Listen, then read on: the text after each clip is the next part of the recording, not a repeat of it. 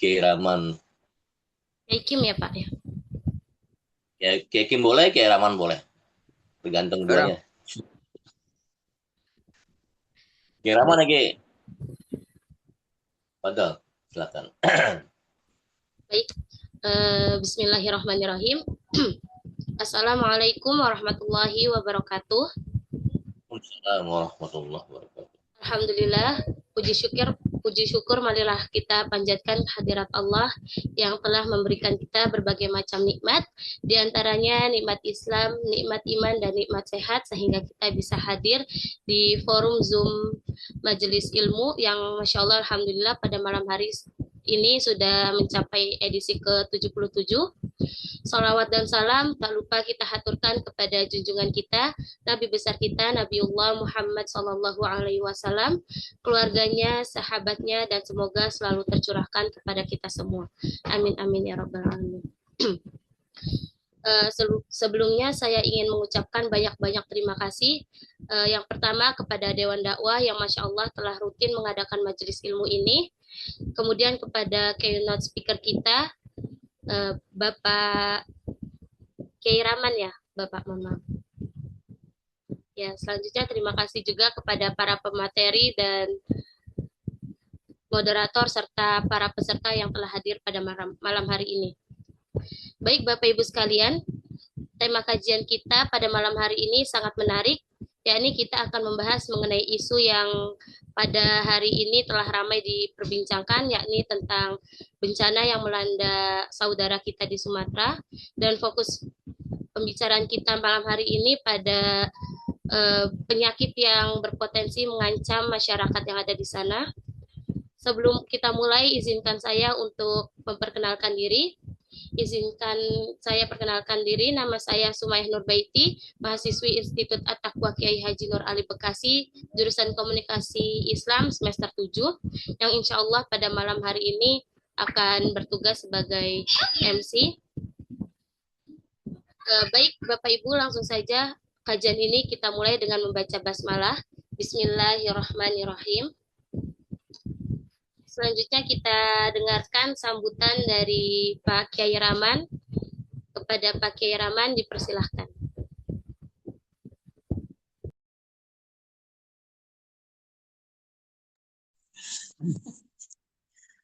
Ya, ini pakaiannya lagi selebor banget ini di rumah sakit ini. Nggak apa-apa ya.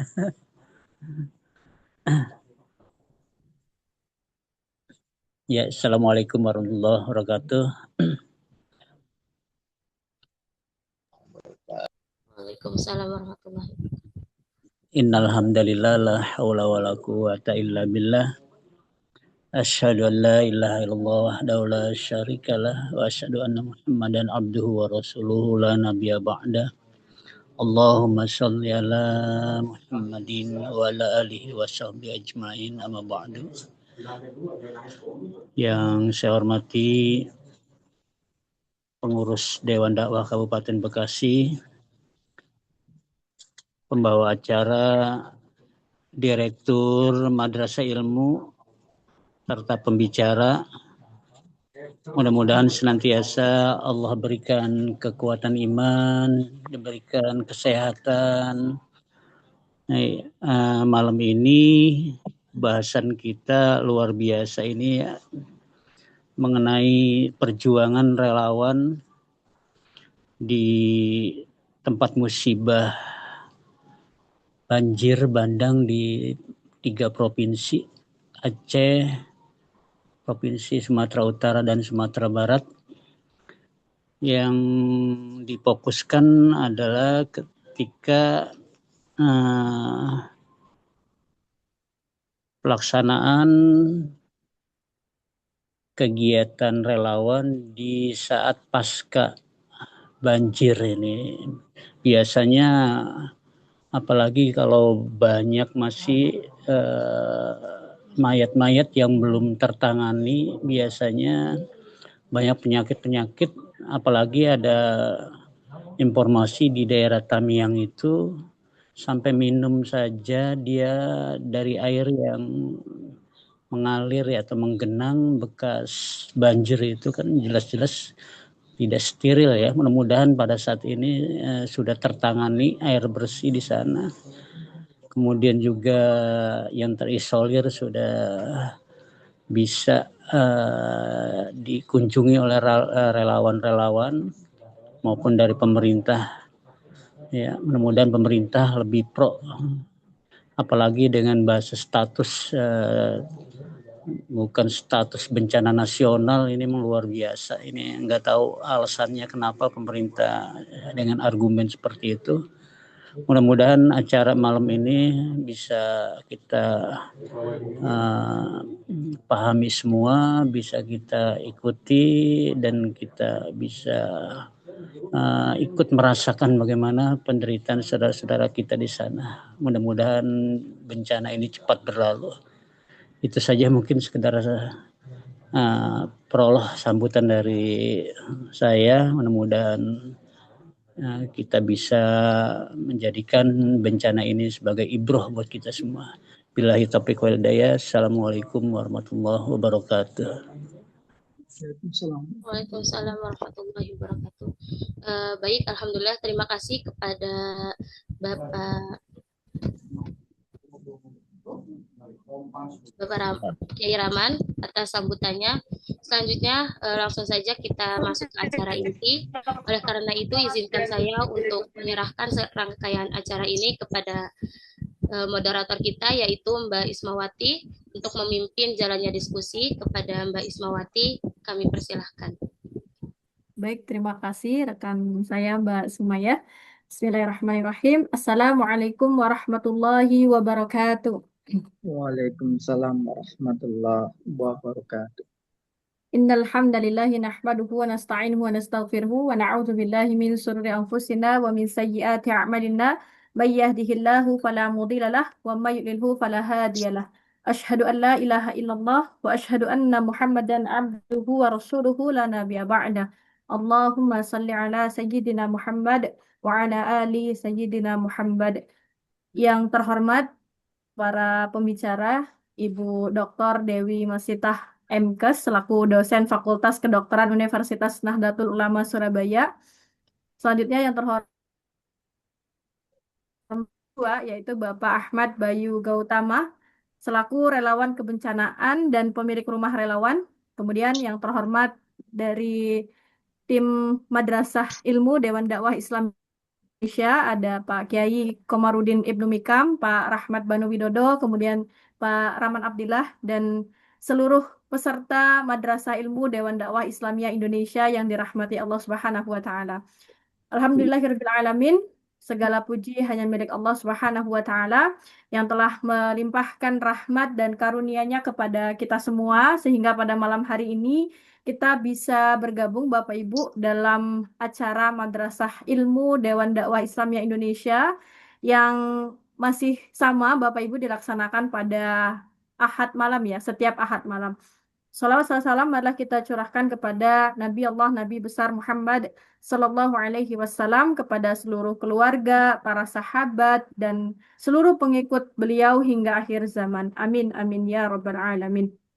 Baik Bapak Ibu yang dirahmati Allah, selamat datang kami ucapkan ya kepada seluruh peserta Madrasah Ilmu Dewan Dakwah Islamiyah Indonesia yang tadi sudah disebutkan oleh Mbak Sumayah ke-77 ya.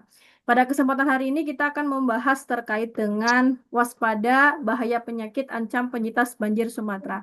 Baik Bapak Ibu, perkenalkan saya Ismawati, mahasiswi Sekolah Tinggi Agama Islam Publisistik Tawalib Jakarta, sekaligus juga mahasiswanya Pak Rahmat Banu Widodo dan juga Pak Abdurrahman Rashid ya, hanya saja beliau berhalangan hadir pada malam hari ini. Baik, izinkan saya untuk memandu jalannya acara inti dan juga diskusi nanti Bapak Ibu bersama dengan dua narasumber. Mohon izin untuk menyapa terlebih dahulu kedua narasumber kita malam hari ini. Ada Ibu Dr. Dewi Masitah MKes. Assalamualaikum Ibu, bagaimana kabarnya malam hari ini? Waalaikumsalam warahmatullahi wabarakatuh. Alhamdulillah baik. Alhamdulillah, Masya Allah. Bagaimana cuaca di Surabaya ya Bu ya? Tadi hujan, terus kemudian hujan angin, terus beberapa banyak pohon yang tumbang. Oh, Masya di Allah. sekitaran rumah. Wah, Masya Allah. Jadi masih Iya, cuacanya sama ya Bu ya. Saya juga kebetulan di Palembang, Sumsel nih Bu. Sama Bu, di oh sini juga hujan gitu. Nanti setelah hujan, besok panas, kemudian nanti hujan lagi seperti itu ya. iya, Semoga, ya seperti itu semoga memang. ya, semoga Ibu Dewi senantiasa diberikan kesehatan oleh Allah, dimudahkan segala urusannya, Amin, agar amin, bisa terus ya memberikan ilmu yang bermanfaat untuk umat terutama. Amin ya rabbal alamin. amin. Selanjutnya saya sapa Bapak Ahmad Bayu Gautama. Assalamualaikum Bapak. Bangga. Ya, apa Bapak bisa mendengar suara kami, Pak Bayu? Waalaikumsalam warahmatullahi wabarakatuh. Oh, Masya Allah, Alhamdulillah. Ya, Ya, bagaimana kabarnya Bapak? ya Waalaikumsalam warahmatullahi wabarakatuh. Iya, bagaimana kabarnya Bapak di sana, sehat ya Bapak ya? Alhamdulillah harus sehat. Alhamdulillah, Masya Allah ya. Semoga senantiasa diberikan kesehatan dan kemudahan. Amin ya Rabbal Alamin. Baik, langsung saja Bapak Ibu yang dirahmati Allah, kita akan membahas malam hari ini terkait dengan temanya yaitu waspada bahaya penyakit ancam penyitas banjir di Sumatera. Sebagaimana yang kita tahu Bapak Ibu bahwa di Pulau Sumatera saat ini itu sedang mengalami bencana ya, banjir dan juga tanah longsor. Dan kita tahu bahwasanya banjir itu bukan hanya persoalan bencana alam, tetapi juga membuka potensi krisis kesehatan begitu Bapak Ibu. Baik itu nanti akan ada penyakit menular ya, seperti misalnya ada gangguan sanitasi ya. Saya komunikasi dengan teman saya yang ada di Aceh, kebetulan juga terdampak di situ. Di situ benar-benar kekurangan air bersih seperti itu. Nah, kemudian akses layanan kesehatan juga di sana terbatas gitu kan. Dan ini juga menjadi tantangan serius bagi para penyintas yang tadi ya, misalnya terkena penyakit. Nah, maka Bapak Ibu melalui diskusi malam hari ini kita berharap ya bahwasanya bisa mendapatkan pemahaman yang utuh langsung nih dari para pakarnya, baik dari sisi medis yang akan disampaikan oleh Bu Dokter Dewi dan juga pengalaman lapangan dan penanganan kebencanaan. Langsung saja tanpa berlama-lama kita ke narasumber yang pertama yaitu Ibu Dewi Masitoh. Kepada Ibu Dewi dipersilahkan. Baik, terima kasih Mbak Ismawati ya. Ya, Saya ingin share PPT nggih. baik Ibu. Apakah sudah nampak? Ya, sudah nampak Ibu di layar kami. Baik, pertama-tama yang terhormat Bapak Kiai Haji Komarudin, Bapak Kiai Haji Rahman, serta Bapak Ibu pengurus dan anggota DDII Bekasi. Tadi saya sudah diperkenalkan diri, perkenalkan saya Dewi Masitah dari Surabaya. Saat ini seharian di staf dosen FK Unusa. Izinkan hari ini, malam ini saya sharing ini tentang potensi penyakit pasca banjir Sumatera yang harus diwaspadai. Jadi kemarin waktu bulan akhir November ya terus terang saya terkaget-kaget kok bisa ada banjir bandang yang seperti itu. Terus kemudian secara bersamaan juga ada longsor juga di daerah Aceh, Sumatera Utara, dan Sumatera Barat. Dan sampai tadi saya cek korban meninggalnya sudah mencapai 1.000 orang, hilangnya 200 dan yang mengungsi hampir 1 juta jiwa. Dan ini kita terus terang saya nggak bayangin gimana kondisi di sana dengan hampir hampir tiga tiga provinsi ya, dan itu saya nggak terus terang, mungkin Bang Gaun nanti yang mungkin banyak tahu di lapangan ya. Kalau saya ini kan eh, hanya melihat melalui media sosial, melalui TV dan lain sebagainya. Melihat saja sudah seperti itu ya, apalagi nanti orang-orang yang mengalami di sini. Kemudian juga masalah kerugian. Ini kerugian material ini sampai triliunan, ditaksir hampir 200 triliun. Kalau Bapak Ibu melihat di gambar ini ya, ini sawahnya terkena banjir. Kemarin kalau saya lihat ada beberapa petani di Aceh itu sampai mencuci gabahnya atau hasil panennya. Kemudian ya untuk dipakai kembali ya. Terus kemudian suasana yang sebelah kiri bawah ini kalau saya kutip dari sumbernya ini adalah kondisi kebun sawit yang terendam banjir dan kemudian pemukiman atau rumah-rumah itu sudah porak-poranda semua, sudah ya mohon maaf ya sebagian besar itu juga kalau saya lihat di media sosial juga sudah rata oleh tanah. Ini yang material ya, bagaimana dengan imaterialnya tentunya juga lebih banyak. Jadi kalau kemarin saya searching ya penyebab banjir Sumatera ini ternyata tidak hanya cuaca ekstrim saja. Kemarin memang kebetulan di daerah Indonesia yang agak pucuk-pucuk dekatnya Malaysia, Thailand itu ada siklon senyar ya. Tapi ternyata semua negara memang terdampak, tapi yang kita lihat parah ya Indonesia ya, karena ternyata bukan hanya cuaca ekstrim saja, tetapi juga masalah faktor geologi dan topografi serta faktor antropogeniknya. Kalau geologi ini saya melihat kalau struktur tanahnya labil, kemudian banyak wilayah perbukitan yang curam, kemudian kalau kemarin isunya ya, itu karena ya deforestasi, hilangnya hutan, kerusakan tata ruang sampai banyaknya harusnya daerah yang menjadi resapan air tidak ada sehingga ya air ya langsung turun ya tidak masuk ke dalam tanah seperti itu. Ini adalah potensi bahaya kesehatan pasca banjir ya. Berbagai penyakit ya. Ini mungkin kalau sekarang itu kita akan melihat banyak penyakit yang menyerang fisik ya. Ini kalau saya menggolongkan ada 6 penyakit yang bisa menimbulkan bahaya bagi kesehatan pasca banjir. 1-5 ini fisik yang diserang, yang 6 ini mental ya. Jangan melupakan penyakit mental karena ternyata itu yang lebih lama untuk diobati seperti itu Bapak Ibu. Kalau kita nanti melihat di lapangan, mungkin kalau diare itu kalau sudah bagus gitu ya cuman seminggu mungkin paling lama. Tapi kalau penyakit mental atau mental health itu bisa sampai berbulan-bulan bahkan bertahun-tahun. Baik, ini waterborne disease. Ini adalah penyakit yang ditularkan melalui air dan makanan yang terkontaminasi.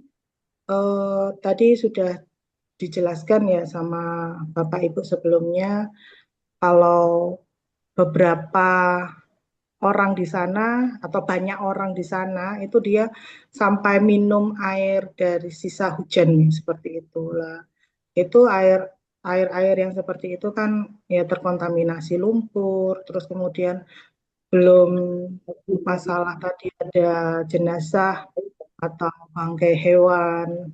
Nah, itu tentunya ya tidak layak untuk minum ya. Terus kemudian kalau kita ketahui juga kalau banjir bandang seperti itu otomatis sarana dan prasarana untuk air minum atau jaringan pipanya, pipa PDAM ataupun sumurnya ya sudah pasti terkena lumpur semua, nggak bisa menghasilkan air yang layak pakai, baik itu untuk minum maupun kebutuhan yang lain.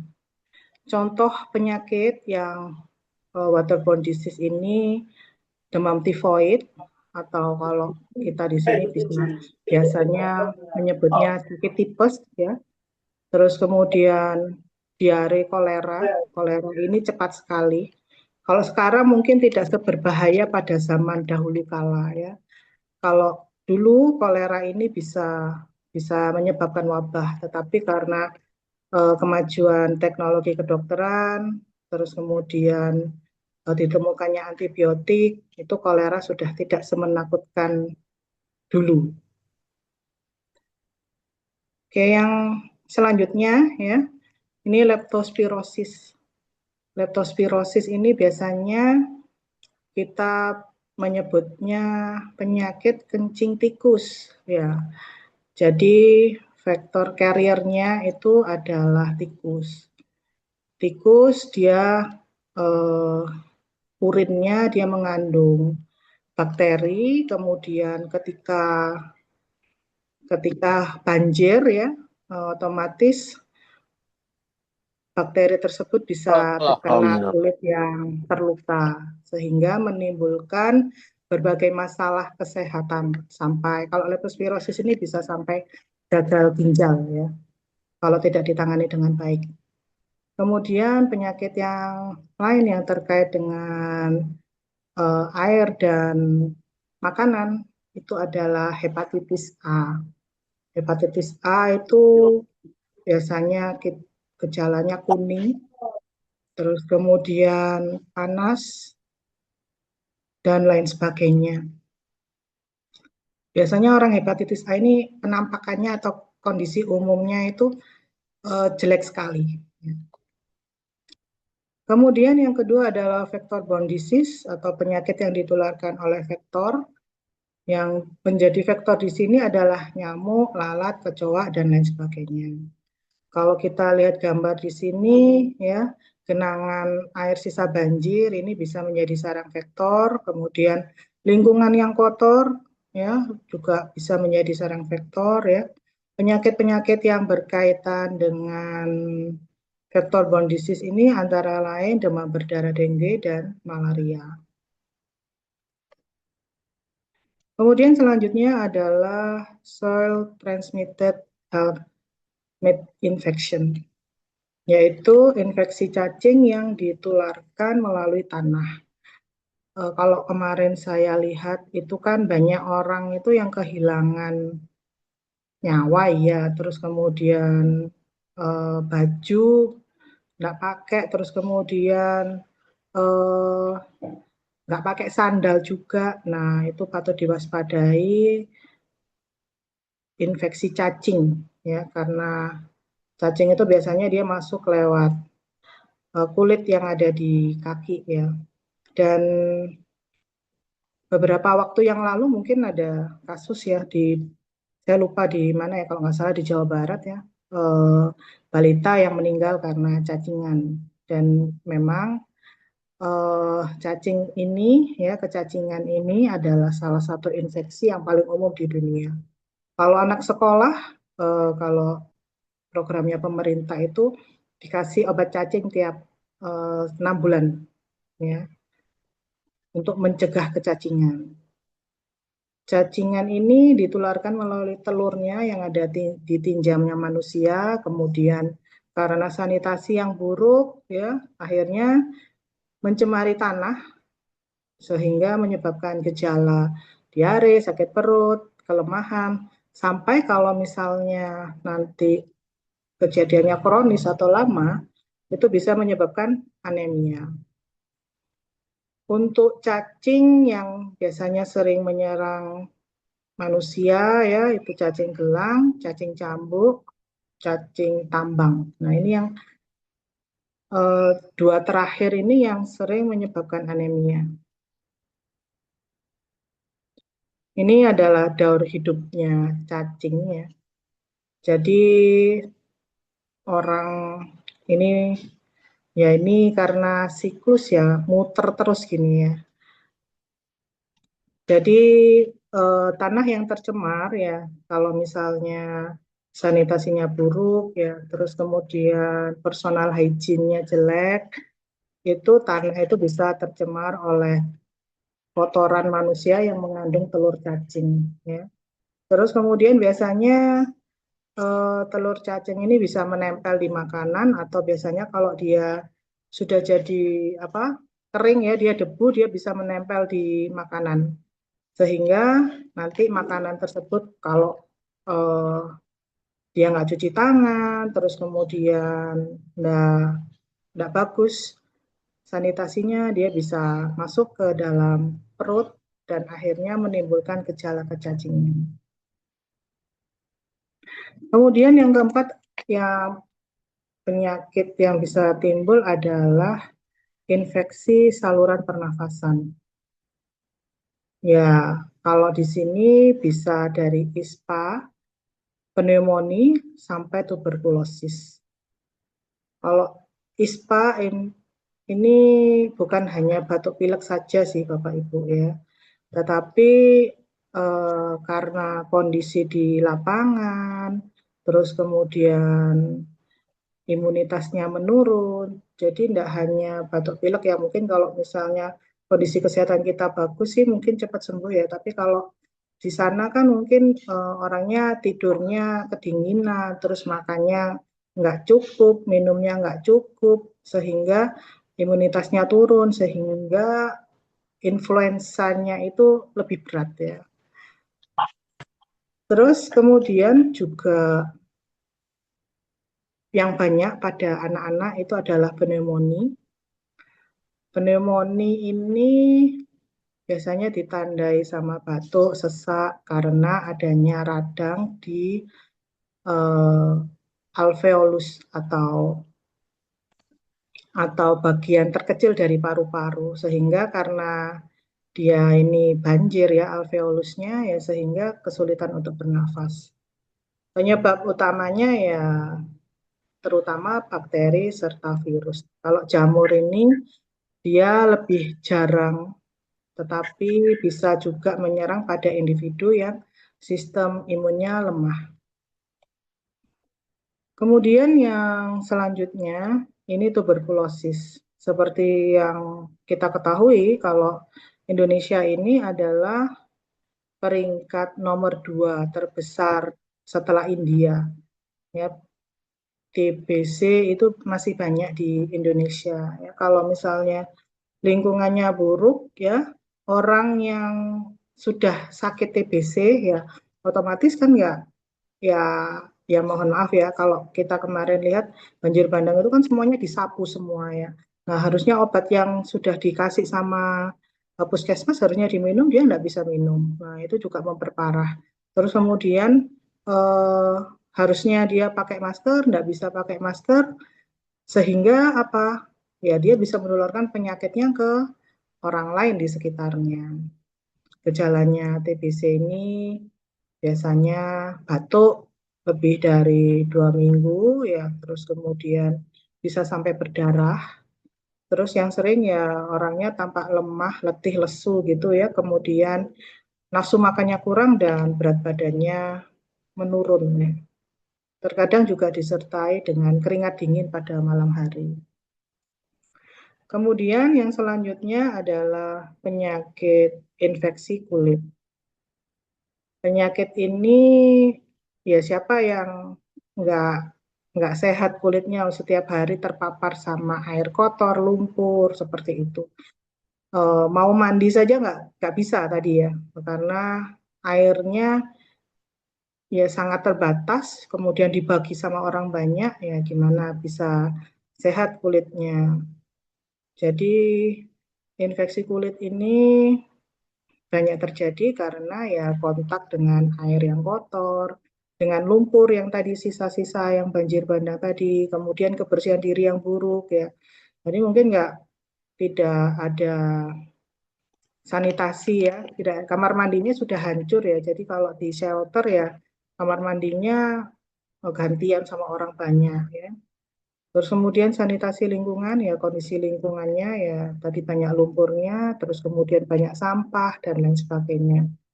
Beberapa infeksi kulit yang bisa timbul antara lain adalah infeksi jamur ya. Infeksi jamur ini bisa terjadi di berbagai anggota tubuh kita, mulai dari di kepala, kemudian di badan, kemudian di kaki, tangan, terus kemudian sampai di kuku ya. Juga potensi terjadinya karena yang saya tahu shelternya itu kan pasti desak-desakan ya. Shelternya desak-desakan, terus kemudian ya kondisinya mungkin ya pengap ya, lembab ya. Terus kemudian banyak orang, crowded itu tadi, bisa mencetuskan juga skabies. Kalau bahasa Jawanya ini kudiken ya, atau kudis. Nah, ini biasanya kalau karena saya kan di NU itu kan banyak pondok ya. Nah, katanya kalau kalau orang-orang pondok itu nggak afdol kalau mondok nggak kena skabies seperti itu.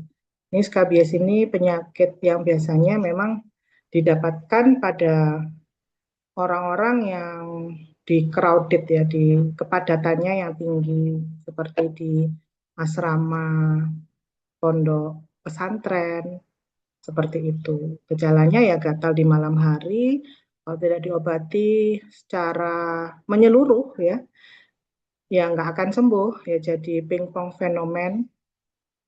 Jadi ini ketularan, ini sembuh ketularan lagi dan seterusnya. Ini bisa jadi infeksi sekunder oleh bakteri ya. Ini banyak nanah mungkin di sini. Ya, bisa biasanya di tangan, terus kemudian di kaki atau di genitalia juga, dan di mana di mana kulit ya, kulitnya itu yang tipis ya.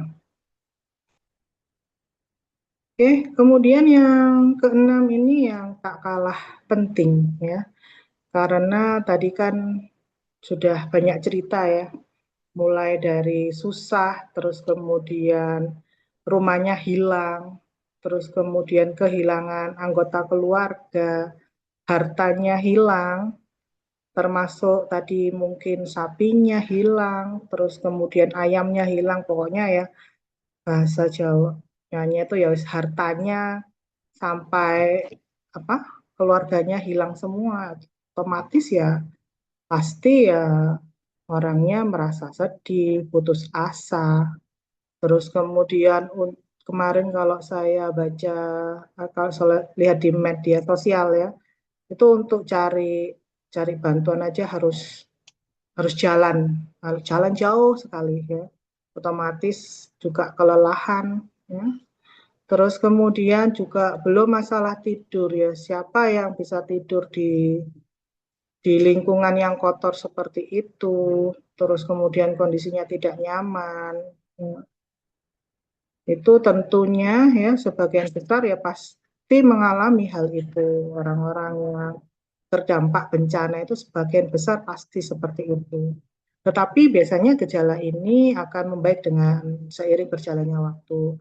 Kalau tadi saya baca ya, sudah beberapa daerah itu sudah bisa akses air bersihnya, tetapi ya masih kurang ya. Terus kemudian mungkin sudah menemukan anggota keluarganya. Terus kemarin itu saya lihat sudah mendapatkan bantuan baju ya. Meskipun akhirnya bapak-bapak itu enggak dapat baju karena nggak ada, persediaannya itu daster aja. Jadi akhirnya bapak-bapak pakai daster gitu ya. Tapi kalau saya lihat, sudah bisa senyum orang-orangnya. Ya alhamdulillah ya, mungkin ya itu dia membaik ya. Tetapi sebagian kecil ini akan berkembang menjadi yang depresi, cemas, kemudian PTSD, bipolar, sampai schizophrenia. Saya ingat ya, dulu itu waktu 2010 ya, waktu saya mikirnya ya, waktu itu saya kan baru lulus ya, saya mikirnya orang-orang yang dibutuhkan ketika bencana itu dokter bedah, terus kemudian anestesi. Saya mikirnya seperti itu ya. Tetapi ternyata ya setelahnya itu yang banyak diminta atau banyak yang dibutuhkan itu ada psikiater, psikolog. Karena apa? Korban-korban itu dia masih merasa stres pasca trauma. Ketika dia mendengar suara keras dikit itu dia kaget, bingung. Karena waktu itu ya mungkin dia mengasumsikan suara keras itu dengan letusan gunung. Ini sama ya kayak kemarin waktu Aceh itu Kan ada orang yang sampai trauma lihat air ya. Karena apa? Waktu tsunami dia pernah tenggelam terus hampir tidak ada, tetapinya dia karena berpegangan sama pohon kelapa, akhirnya dia selamat, tetapi dia mengalami PTSD. Nah, ini kelompok rentan untuk mental health ini ternyata ada di usia yang lebih tua dan jenis kelamin wanita. Kalau laki-laki di sini tidak ada keterangannya ya Bapak Ibu ya. Nah, sebenarnya apa sih faktor-faktor yang memperburuk kondisi kesehatan ini? Tadi kita sudah itu ya, berbagai macam ternyata nggak cuman sakit gatal-gatal aja, tapi sampai kondisi mental. Ternyata ada beberapa faktor ya yang internal serta eksternal. Kalau faktor internal yang memperburuk ya penurunan imunitas, dia stres, terus kemudian bantuan makanannya masih belum datang ya. Kemarin saya baca masih untuk susu-susu untuk anak sama balita masih belum ada ya. Terus kemudian makanan untuk mencari bantuan makanan harus jalan ya. Kekurangan nutrisi, terus kemudian kelelahan ya. Kelelahan ini juga bisa kelelahan fisik, kelelahan mental, itu bisa memperparah. Kemudian faktor eksternalnya ya. Tadi saya sudah menyebutkan kalau banjir bandang itu pasti otomatis merusak jaringan pipa air bersih atau pipa PDAM. Terus kemudian sumur-sumur yang biasanya digunakan untuk beraktivitas, untuk mandi, minum, dan lain sebagainya juga terendam air kotornya, sehingga minim atau kurangnya persediaan air. Kemudian untuk sanitasi daruratnya juga, toiletnya juga minim ya. Toilet aja minim, apalagi tempat cuci tangan ya. Jangan harap ada tempat cuci tangan. Ya. Terus kemudian masalah pengelolaan sampah ya. Kalau kita kemarin lihat itu mobil-mobil yang bagus itu sudah jadi tumpukan sampah ya. Mirisnya, prihatinnya ternyata mobilnya ada isinya jenazah.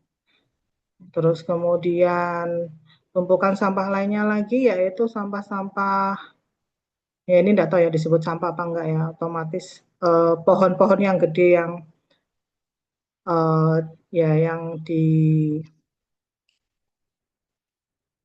yang ditebang sembarangan itu ya, ditebang liar itu ya. Kemudian belum lagi bangkai hewan. Kemarin saya juga melihat hewan ini tidak hanya hewan ternak saja, tetapi juga hewan langka seperti orangutan tapanuli yang ternyata juga ditemukan sudah mati. Terus kemudian juga kondisi pengungsian. Kalau kemarin saya baca pengungsi itu baru dibangunkan shelternya atau pengungsiannya ketika ada Pak Prabowo mau kunjungan. Jadi sebelumnya terus tidur di mana ya? Mungkin ya tidurnya ya beralaskan tanah, rumput, terus kemudian langsung ke langit melihat bintang-bintang ya. Tapi kita kan nggak tahu ya, kalau mungkin kita mikirnya halah wong cuman tanah rumput aja juga bisa, tapi di sana kan kondisinya itu kan lumpur ya. Lumpur itu kan ada airnya, nah itu kira-kira bisa dibuat tidur apa tidak ya. Belum lagi cuaca, otomatis kalau hujan seperti ini kan cuaca lebih dingin ya. Itu kalau di luar otomatis dia lebih dingin lagi, dan kalau sampai terpapar ya tadi itu bisa menyebabkan penurunan imunitas, atau kalau yang lagi flu ya tambah parah seperti itu. Lalu bagaimana intervensinya, strateginya untuk menghadapi masalah itu bagaimana? Ya harusnya semuanya harus dilakukan secara terkoordinasi oleh semua pihak, baik itu pemerintah maupun lembaga kemanusiaan. Kalau kemarin saya lihat lembaga-lembaga kemanusiaan itu sudah banyak yang terjun di situ ya, alhamdulillah beberapa sudah bisa menembus ya, tapi ya karena korbannya banyak, otomatis juga bantuannya juga harus banyak gitu ya. Kemudian tentu saja harus ada perbaikan sanitasi dan hygiene lingkungan, baik itu akses ke air bersih, kemudian fasilitas sanitasi serta pengendalian vektor. Tadi disebutkan juga ya kalau misalnya kekurangan nutrisi itu juga bisa memperparah terjadinya penyakit ya. Jadi otomatis ya dibutuhkan dapur-dapur umum. Tentu saja yang tak kalah penting ini adalah adanya layanan kesehatan dan dukungan psikososial. Adanya pos kesehatan, layanan konseling, serta dukungan psikososial. Kalau kemarin itu eh, mungkin ada anak kecil ya, anak kecil dari Papua yang menyumbangkan uangnya yang harusnya dibuat jalan-jalan ke pengungsi. Terus kemudian ada lagi ternyata orang-orang Palestina itu bantu kita. Terus kemudian orang-orang Malaysia ya, itu juga membantu di Aceh dan itu adalah salah satu dukungan psikososial. Oh, ternyata kita masih diperhatikan loh sama saudara-saudara kita yang ada di Papua, yang ada di Malaysia, yang ada di Palestina. Itu adalah dukungan sosial. Memang sepertinya cuma seperti itu, tetapi hal tersebut menjadi penyemangat hidup ya.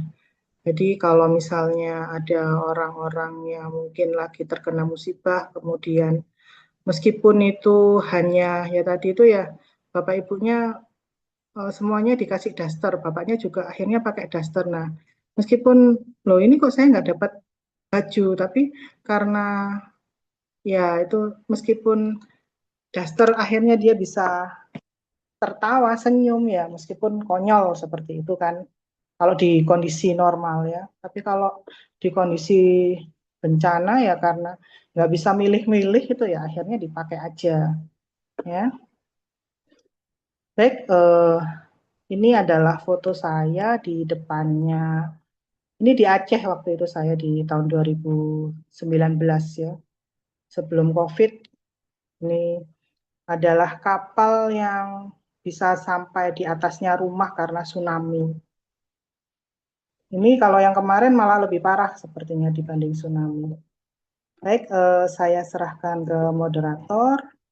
Terima kasih. Assalamualaikum warahmatullahi wabarakatuh.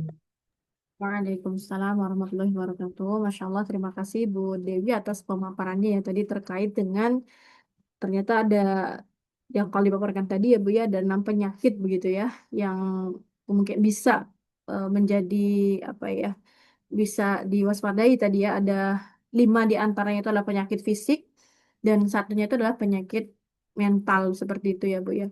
Dan juga tadi dipaparkan terkait dengan strategi Bapak Ibu dan juga mitigasi dan intervensi kesehatan seperti itu. Dan kalau tadi ya terkait dengan faktor-faktornya mungkin sudah dipaparkan seperti itu dan bagaimana sih seharusnya gitu ya. Maka perlu sinergi semua pihak ya. Kalau di sini tadi dipaparkan oleh Bu Dewi juga yaitu dari pemerintah mungkin gitu ya maupun dari lembaga kemanusiaan karena memang betul Bu Dewi apa yang disampaikan tadi bahwa kondisi saudara kita yang ada di Pulau Sumatera itu sangat kesulitan akses air bersihnya gitu ya memang benar gitu saya juga sempat menonton gitu videonya sampai apa ya merebus telur itu saja pakai air lumpur begitu ya Allah gitu ya jadi ya mau tak mau kan daripada nggak ada gitu.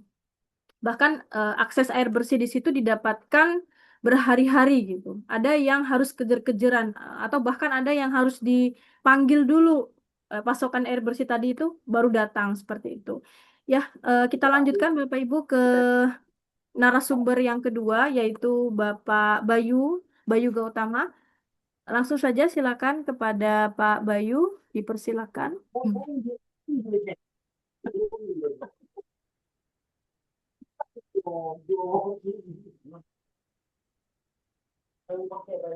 Pak Bayu, Afwan, apa bisa mendengar suara kami?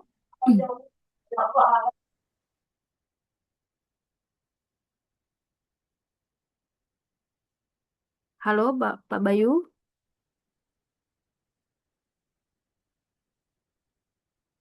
Oke, baik. Mungkin terkendala sinyal Bapak Ibu, mohon doanya.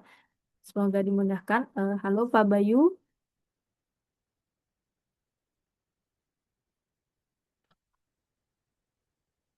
Ya, Bapak Ibu, Pak Bayu ini adalah seorang relawan kebencanaan ya, dan juga sekaligus pemilik rumah relawan. Hmm, Pak Bayu, apa sudah bergabung bersama kami?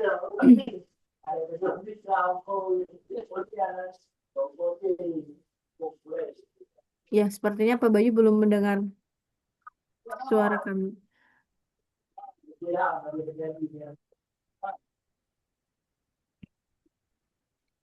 Baik, halo Pak Bayu.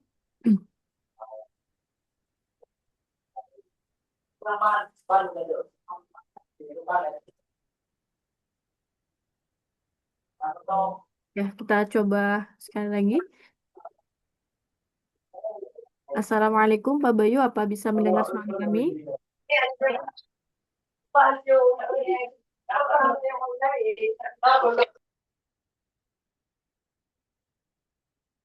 Ya, sepertinya terlempar Pak Bayu yang terkait kendala sinyal mungkin.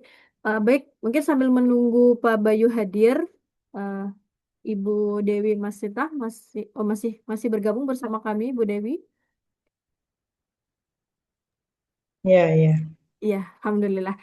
Bu Dewi mungkin bisa ini Bu Dewi. Saya terpikir tadi Bu Dewi terkait dengan kira-kira apa ya Bu Dewi langkah pencegahan atau langkah penanggulangan yang paling sederhana mungkin atau yang efektif gitu ya untuk para penyintas banjir atau saudara-saudari kita yang ada di Aceh terutama di tengah keterbatasan air bersih dan juga akses kesehatan agar tadi Bu Dewi setidaknya bisa meminimalisir gitu Bu Bu Dokter ya meminimalisir penyakit ini gitu. Terutama misalnya tadi ya penyakit fisik mungkin ada 5 tadi kan disebutkan oleh Bu Dewi.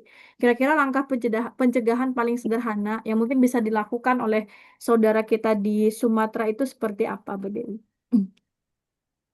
Baik. Jadi ketika orang terkena bencana dan semuanya itu hilang, ya, mau tidak mau orang tersebut membutuhkan pertolongan orang lain. Jadi kita nggak nggak bisa ya orang itu, oh kamu harus gini gini gini ya. Hmm. Tadi saya sudah menyebutkan kalau misalnya rumah mereka nggak ada untuk cuci tangan ya mereka nggak bisa, ya kan. Terus kemudian untuk mandi juga nggak bisa, kamar mandinya nggak ada. Iya Otomatis ya betul. perbaikan sarana dan prasarana terlebih dahulu.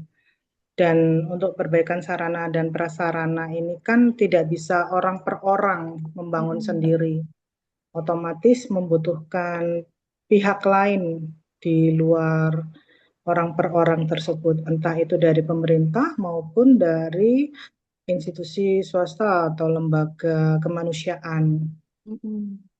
Seperti itu. Jadi kalau untuk pencegahannya seperti apa? Ya mau nggak mau pemerintah harus turun tangan untuk misalnya tadi itu pembangunan shelter yang layak huni, terus kemudian sarana air bersihnya, terus kemudian untuk sarana prasarana yang lain termasuk dapur umum yang bisa menyediakan makanan yang sehat bagi pengungsi. Jadi seperti itu kalau di bencana itu kita nggak bisa ngomong, ayo harus ber-PHBS, harus cuci tangan sebelum makan. Nah, gimana mau cuci tangan? Loh? Sarana prasarananya nggak ada, airnya nggak ada, sabunnya nggak ada, terus Hmm. kemudian kain lap atau tisunya nggak ada, semuanya pada nggak ada. Nah, Terbatas itu. begitu ya Bu Dokter Ya, ya. memang terbatas. Mm-mm. Baik, terima kasih Bu Dokter, Masya Allah. Eh, Baik, Bapak Ibu kita coba terhubung kembali dengan Pak Bayu Gautama. Assalamualaikum Pak Bayu.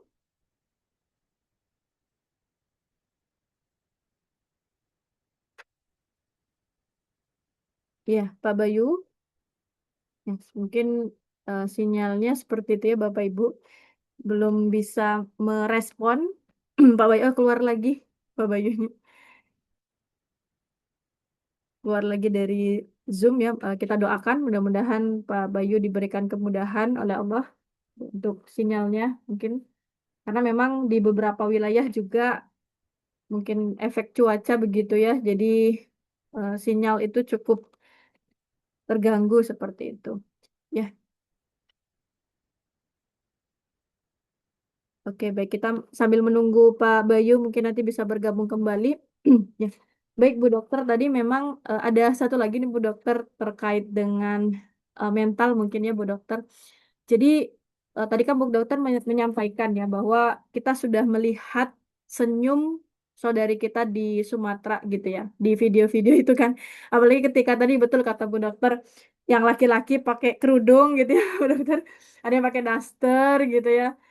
Kemudian apa ya? Saya juga tadi sempat menonton sebelum agenda ini ya, sempat menonton ada satu video Bu Dokter, seorang bapak-bapak gitu ya, dia duduk gitu, termenung ketika melihat rumah yang dia bangun itu lumpurnya itu sudah setinggi pintu rumahnya gitu. Dan dia duduk termenung, kemudian kayak apa ya? Kalau bahasa kita mungkin pikirannya jauh gitu Bu Dokter.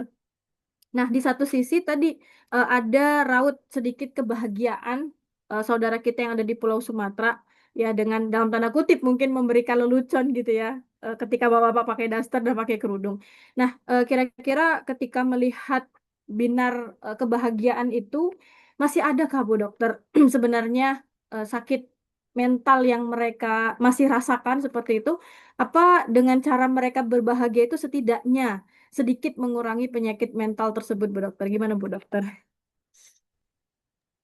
Ya, jadi tadi saya menyebutkan ya di slide ya, kalau Mm-mm. sakit mental ya seperti kecemasan, dia merasa marah, merasa Mm-mm. frustasi, itu nantinya secara normal akan perlahan menghilang seiring dengan Mm. berjalannya waktu ya. Tentu saja menghilangnya nggak sama antara satu orang dengan orang yang lain. Mungkin ada yang ya meskipun dia bencana dia masih bisa senyum-senyum ya. Tadi itu ya mungkin Mm-mm. lihat temennya pakai daster, oh, kok semuanya pakai daster gini ya karena ternyata nggak ada baju untuk bapak-bapak gitu ya. Iya, Adanya Bu Dokter. baju untuk ibu-ibu ya. Nah, ya Mm. udah dipakai aja daripada enggak. Nah, itu mungkin ya dia melihat temannya pakai daster itu dia akhirnya ketawa gitu ya. Tapi kan Mm-mm. kita nggak tahu ya isi hati seseorang ya. Jadi mungkin Mm-mm. dari raut wajahnya mungkin dia bisa bisa tertawa tapi bisa jadi Oh. di dalamnya masih terluka kan kita nggak tahu toh ini juga masih kalau anunya penyakit ini kan masih akut ya masih baru ya Mm-mm. kecuali nanti misalnya sudah lama tetapi hal tersebut itu masih masih terasa ya dia sering termenung terus kemudian mungkin dia merasa cemas mendengar suara yang keras dikit gitu dia takut ya nah itu mungkin perlu dibawa atau perlu bantuan psikolog atau psikiater seperti itu jadi kita nggak bisa memang memang kelihatannya orangnya senyum ya tapi kan kita nggak tahu duka yang dialami orang tersebut sebenarnya jadi mungkin melihat orang yang rumahnya terkena lumpur hampir sepintu ya itu Mm-mm. banjir aja susah untuk nguras rumahnya bersihin rumahnya apalagi Apalagi lumpur. lumpur ya belum lagi nanti kalau barang-barangnya kena lumpur semua mau bersihinnya gimana wong airnya ndak ada nah itu Mm. juga eh, ya gimana memang sarana prasarananya masih belum terjangkau untuk sebagian besar orang ya seperti itu. Jadi kita nggak bisa oh ketawa berarti itunya hilang nggak bisa seperti itu juga ya. Tapi Mm. setidaknya masih bisa tersenyum meskipun di dalam kondisi yang ya serba kejepit Sulit ya gitu. seperti itu. Seperti itu Mbak Isma. Ya, baik Bu Dokter, Masya Allah ya. Memang rasanya kita juga merasa sedikit sebenarnya kebahagiaan ya di balik tertawa mereka pasti betul kata Bu Dokter tersimpan gitu ya. Batin lah melihat tadi ya istilahnya Bu Dokter yang tadi Bu Dokter sampaikan gitu kehilangan uang 50.000 aja itu udah ya Allah gitu. Apalagi kehilangan rumah, kehilangan keluarga yang lebih berat gitu ya Bu Dokter. Ada seorang anak laki-laki itu masih balita, mereka kehilangan ibunya ya, dan badannya itu penuh lumpur gitu bersama dengan tetangganya gitu, dan bilang ke seorang wartawan gitu Bu Dokter, ibunya hanyut gitu, dan belum ketemu sampai 2 pekan ya, 2 pekan lebih ini belum ketemu. Nah, itu pasti mungkin ada ya muncul gitu, bahkan dalam diri anak-anak mungkin seperti itu ya Bu Dokter. Terima kasih Bu Dokter. Baik Bapak Ibu, ini Pak Bayunya belum bisa bergabung. Mungkin langsung saja kita buka sesi diskusi dan juga tanya jawab ya, dan dipersilakan juga kepada Bapak Ibu yang ingin menyampaikan tanggapannya mungkin atau pertanyaannya kepada Bu Dokter, Ibu Dewi. Kami persilakan bisa chat mungkin di kolom chat atau raise hand atau langsung menghidupkan mikrofonnya. Silakan Bapak Ibu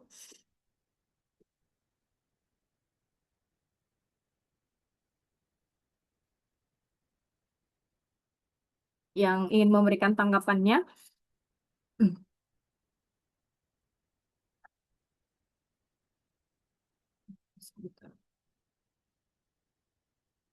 Silakan terkait dengan tadi ya, eh, penyakit ya yang bisa kemungkinan menjangkiti para korban banjir ya. Jadi bukan hanya ancaman ancaman nyawa atau materi gitu ya, tapi juga bagi yang masih hidup itu masih ada ancaman penyakit. Silakan Bapak Ibu yang ingin menanggapi atau bertanya mungkin boleh nanti di kolom chat saya bacakan pertanyaannya, atau langsung buka mikrofonnya boleh, dipersilakan. Atau Pak Kiai, Pak Agus Seli, Pak Agus Seli mungkin bisa menyampaikan tanggapannya. Oh ya, Pak Mirzak, oke boleh. Pak Kiai, Pak Mirzak,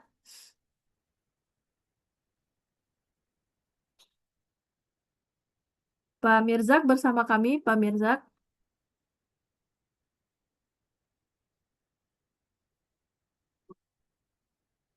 Ya, Pak Mirza belum merespon sepertinya. Pak Agus Agus Seli, Pak Kiai, Pak Agus Seli mungkin.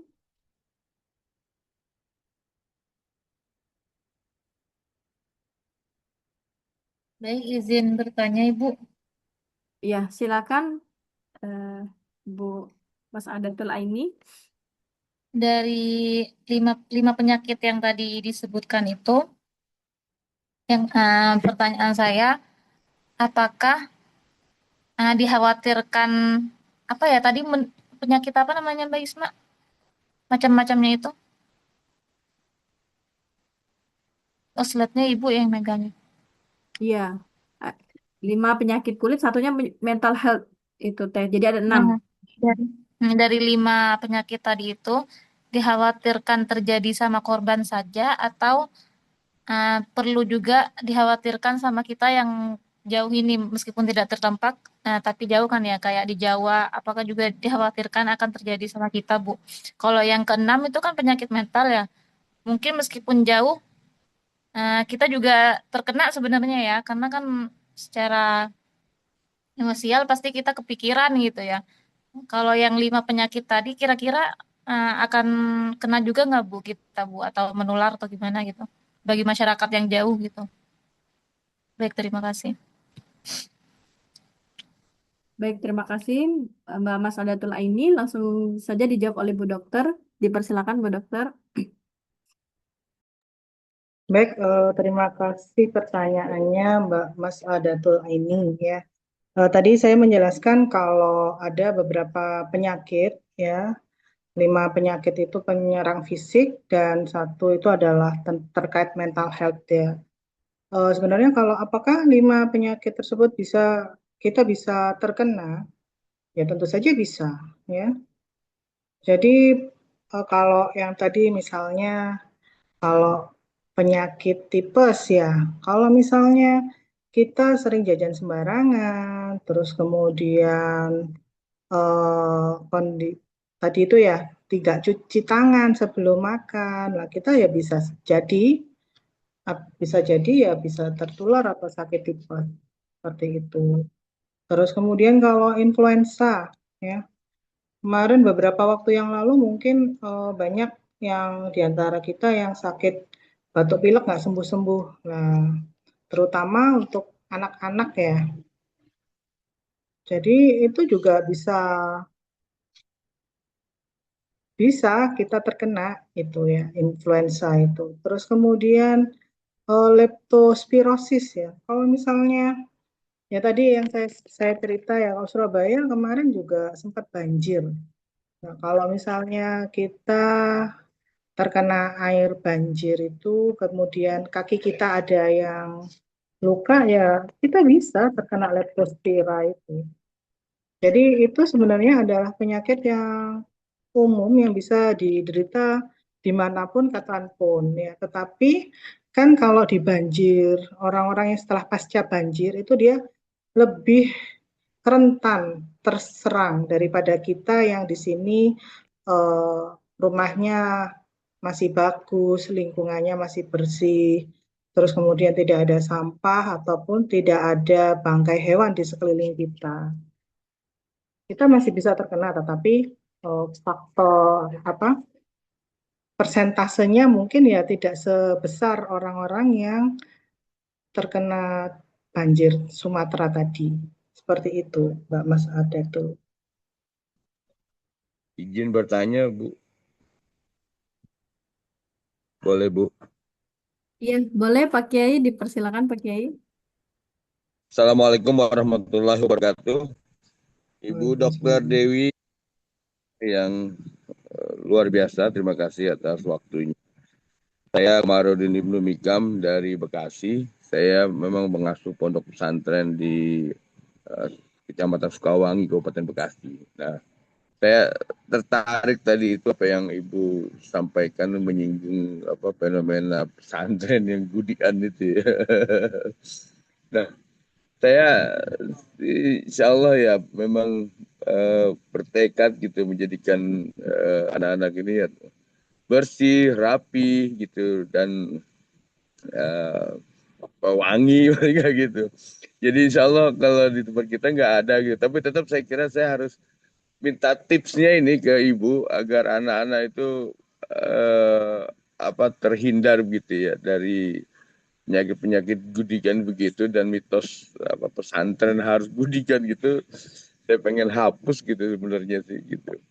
Nah, yang repotnya emang kita karena pesantren mewah ibu ya, mepet sawah maksudnya, mepet sawah gitu. Jadi kalau musim tertentu itu ada kupu-kupu putih yang gatel gitu luar biasa Bu. Itu juga jadi kayak fenomena di kita yang asik aja gitu gitu. Tapi saya minta ininya nih nasihatnya gimana seharusnya kita. Pertama itu yang dua pertanyaan berarti ya yang saya ajukan. Bu, terima kasih banyak Bu Dokter. Assalamualaikum warahmatullahi wabarakatuh. Waalaikumsalam warahmatullahi wabarakatuh. Baik, langsung saja Bu Dokter bisa dijawab pertanyaan dari Pak Kiai Kim. Baik, terima kasih pertanyaannya Bapak Kiai. Kebetulan ya di FK Unusa itu kami ada mata kuliah itu adalah pemberdayaan kesehatan pesantren. Ya, jadi karena kami itu ya latarnya kan NU ya, orang NU kan banyak punya pondok pesantren. Nah, itu maka kami salah satu visi misinya adalah untuk kesehatan di pondok pesantren, ya terutama di komunitas pondok pesantren itu adalah salah satu lahan garap kami seperti itu. Kalau misalnya ditanya gimana sih tipsnya kalau pondok pesantren itu bisa bersih, kemudian santri-santrinya sehat ya. Sebenarnya itu menurut saya ya, menurut pengalaman saya juga itu merupakan apa ya PR yang banyak besar dan bertumpuk-tumpuk kalau saya memikirkannya karena tidak hanya kalau dari saya tidak hanya cukup penyuluhan saja ya. Terus terang juga tidak hanya untuk fasilitasnya saja. Saya waktu awal PTT itu saya PTT di PKU Muhammadiyah di daerah Paciran, Karangasem. Di situ ada pondok pesantren Muhammadiyah yang besar, legendaris pondok pesantren Karangasem di situ. Ya memang banyak juga jadi kalau pada santriwati itu yang banyak adalah pedikulosis atau kutu rambut ya. Kalau yang cowok itu banyak skabies atau kudisan itu. Dan ketika saya memikirkan, oh mungkin karena sanitasi dan hygiene-nya kurang baik ya. Tetapi tidak seperti itu juga ya. Setelah kemarin waktu saya sekolah S2 itu saya kan juga freelancer di Yayasan Yatim Mandiri. Yatim Mandiri itu di Sidoarjo punya asrama pondok pesantren besar, megah, pokoknya nggak kayak pesantren-pesantrennya NU lah ya. Nah itu ternyata juga banyak skabies. Jadi meskipun sudah gede, terus kemudian tidurnya juga di tempat tidur, tidak di alas di bawah gitu. Terus kemudian juga terbatas. Jadi kalau biasanya kalau pesantren-pesantren NU yang saya tahu ya kayak Sunan Derajat, terus kemudian pesantren di Surabaya itu biasanya tidurnya itu satu kamar itu sampai 20 santri ya. Tapi kalau yang di pondok pesantrennya Yatim Mandiri itu dia boarding school-nya itu satu kamar mungkin 6 atau cuman 8 orang dan itu juga dia pakai bed tempat tidur gitu ya. Itu juga ada skabies. Jadi ternyata tidak hanya masalah fasilitasnya, tapi juga masalah perilakunya.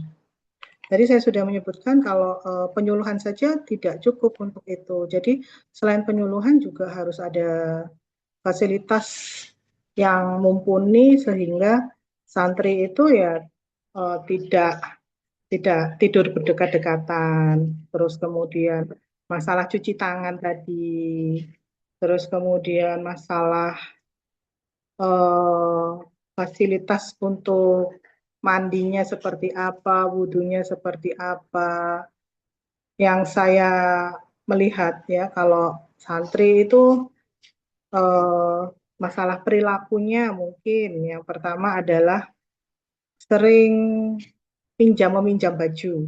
Nah, itu kemarin perawat yang di Yatim Mandiri itu dia bilang kalau jangan meminjam baju.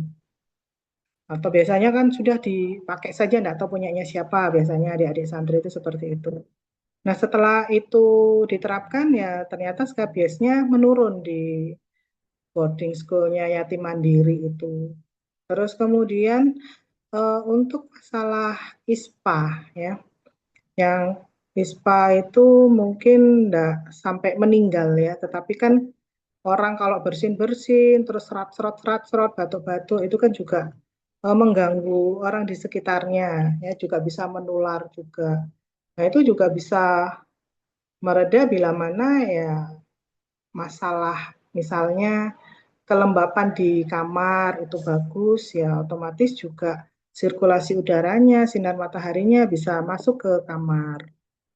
Terus kemudian kalau yang saya tahu setiap pondok pesantren itu harus memiliki poskestren atau pos kesehatan pesantren.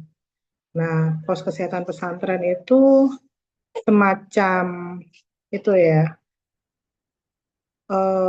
layanan kesehatan untuk promosi kesehatan dan kegiatan preventif ya, preventif medicine atau kedokteran pencegahannya di situ. Jadi kalau kami biasanya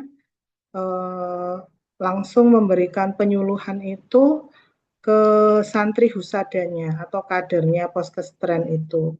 Jadi nantinya santri husadanya ini yang menyampaikan ke teman-temannya, oh seperti ini caranya kalau punya cucian ya, kalau menjemur enggak boleh di kamar. terus kemudian kasurnya harus dilipat, terus penempatannya seperti apa, terus kemudian sampahnya harus ditaruh di mana, dan lain sebagainya. Ya. Tapi terkadang ya memang tidak semua itu bisa dilakukan ya Bapak Ibu ya. Jadi saya tuh kalau DM saya atau dokter muda saya itu lagi stase di Lamongan ya pastinya kan memakai pondok-pondok di situ ya. Jadi ini memang dari awal kita DM sampai sekarang itu kita sudah mengusulkan kalau tempat sampah jangan ditaruh di dalam kamar seperti itu ya. Tapi tetap ditaruh di dalam kamar karena apa?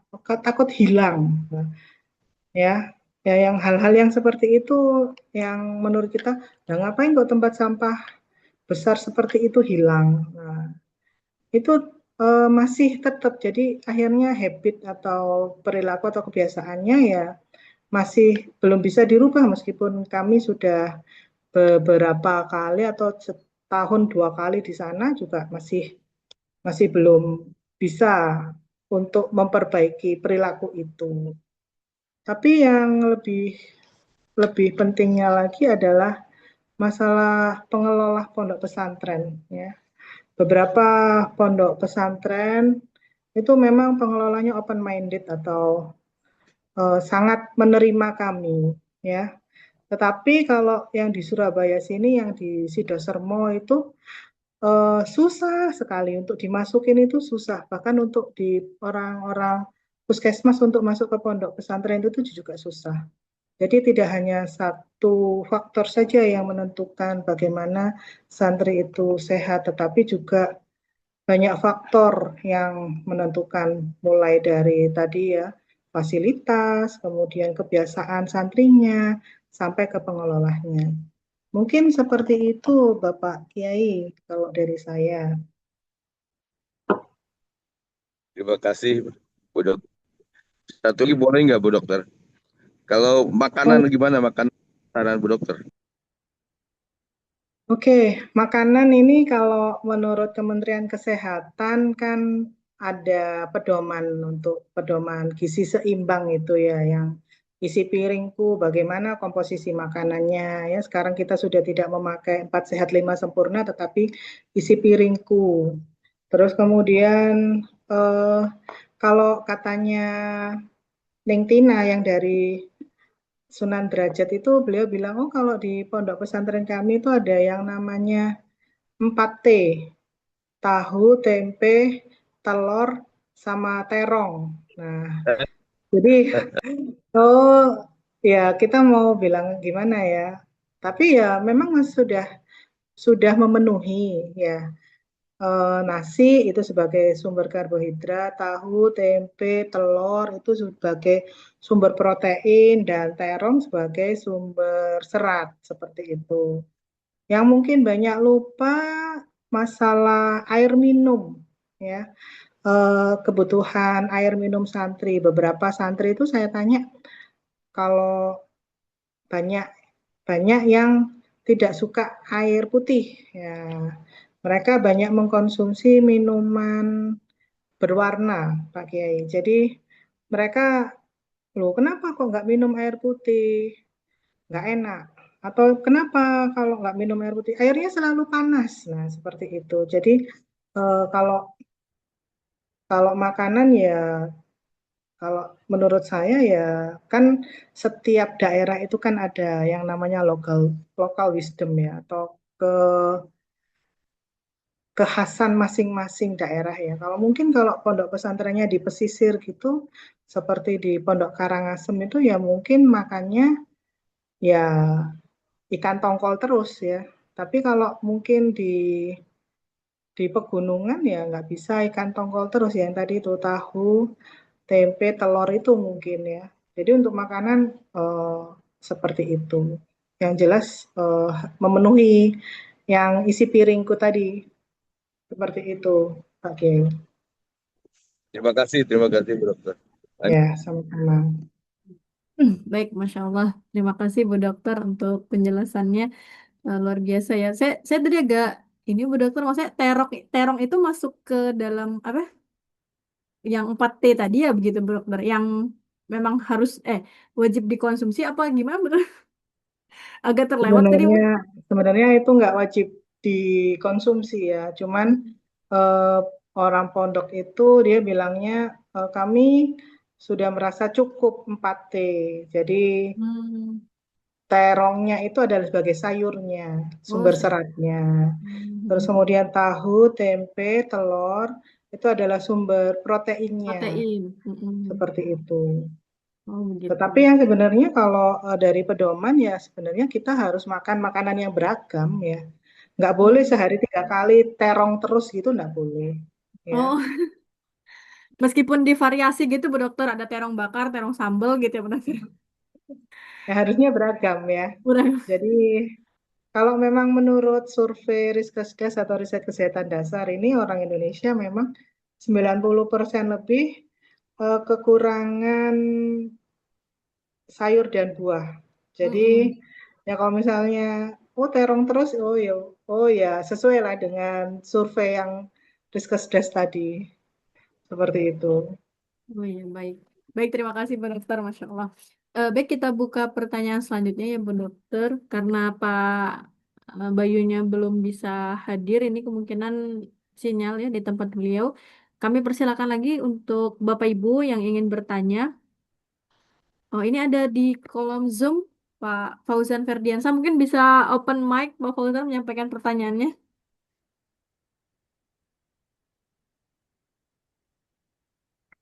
Silakan Pak Fauzan. Ya, bismillah. Apa bisa terdengar? Ya, terdengar Pak Fauzan, silakan. Iya, Ibu izin bertanya, Ibu. Saya dengar ada berita akan dipercepat gitu ya proses pemulihannya dari pemerintah gitu ya. Nah, kalau dari Ibu, dari pandangan Ibu kira-kira ya dengan memperhatikan banyak faktor gitu ya, berapa lama gitu Bu, kira-kira pemulihan ini gitu?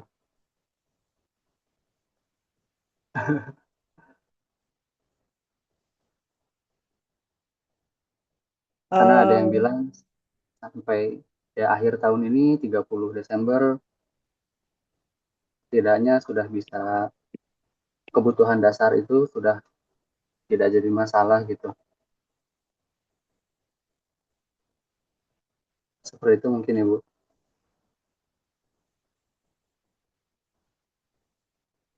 Ya, baik. Terima kasih Pak Fauzan untuk pertanyaan. Jadi terkait dengan pemulihan ya, pemulihan di Aceh ya. Khusus wilayah Tamiang aja nih Pak Fauzan. Aceh Tamiang ya kalau di Zoom-nya. Mungkin langsung saja dijawab oleh Bu Dokter. Dipersilakan Bu Dokter. Baik, kalau misalnya yang diminta pertanyaan adalah masalah pemulihan infrastruktur, nah ini saya sebenarnya tidak kompeten untuk menjawab seperti itu ya. Tapi bagaimana kalau pemulihan kesehatan bagi masyarakat yang mengungsi atau masyarakat yang tinggal di sana ya. Ya terus terang saya nggak berani, 3 bulan, 1 bulan. Itu semua tergantung pada bagaimana yang tadi kebutuhan tadi ya, sarana dan prasarana itu dibangun.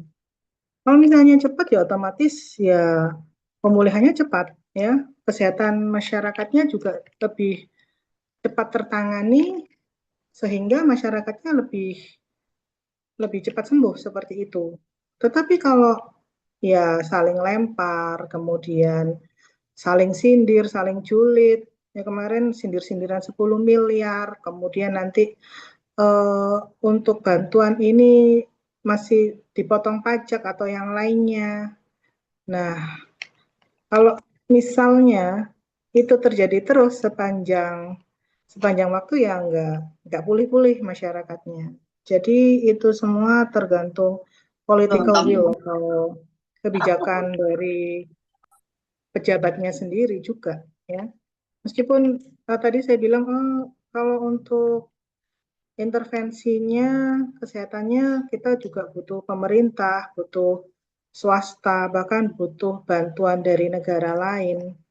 Nah, tapi kalau itu semua nanti ada tidak berjalan dengan baik ya kita tidak bisa pulih secepat 30 Desember udah selesai semua. Saya tidak menjamin itu. Seperti itu Pak Fauzan. Ya, baik, terima kasih Bu Ya, Dokter. Ya, bagaimana Pak Fauzan? ya Ibu, terima kasih banyak. Mohon maaf Ya, kalau misalnya tadi ya melenceng ya ininya gitu. Tapi memang tadi saya nggak fokus ke kesehatan gitu ininya tadi memang. Harusnya memang di situ ya ininya, fokus Ibu gitu. Seperti itu. iya. Ya baik, ya memang betul Pak Fauzan, karena untuk pemulihan itu kan kata Bu Dokter tadi ya, butuh yang paling besar perannya itu adalah ya negara kita gitu ya Bu Dokter ya, pemerintah gitu.